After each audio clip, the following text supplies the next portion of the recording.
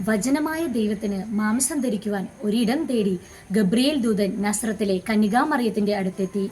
മറിയത്തിന്റെ സമ്മതം കേൾക്കുവാൻ സ്വർഗം മുഴുവൻ ശ്വാസമടക്കി നിന്നു. ദൈവസ്നേഹത്തിന്റെ ആഴക്കടലിൽ നീന്തി തുടിച്ചുകൊണ്ടിരിക്കുന്ന മറിയത്തിനറിയാമായിരുന്നു തന്നെ ഇത്രയധികം സ്നേഹിക്കുന്ന ദൈവത്തോട് ആമീൻ പറയാതിരിക്കാൻ തനിക്ക് സാധ്യമല്ല എന്ന്.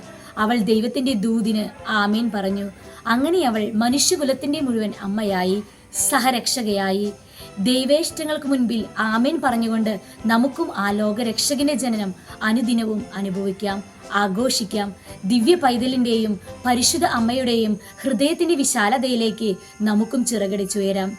ദൈവേഷ്ടത്തോട് എപ്പോഴും ചേർന്ന് നിൽക്കുന്നതിന് വേണ്ടി ദൈവത്തെ കൂടുതൽ ഇഷ്ടത്തോടെ സ്നേഹിക്കാൻ അമ്മയെ ഞങ്ങളെ പഠിപ്പിക്കണമേ. ഒപ്പം അമ്മേ, അങ്ങ് പിതാവായ ദൈവത്തിന്റെ സ്നേഹം അനുഭവിച്ചറിഞ്ഞതുപോലെ ആ സ്നേഹം അനുഭവിച്ചറിയാൻ ഞങ്ങളെയും പഠിപ്പിക്കണമേ.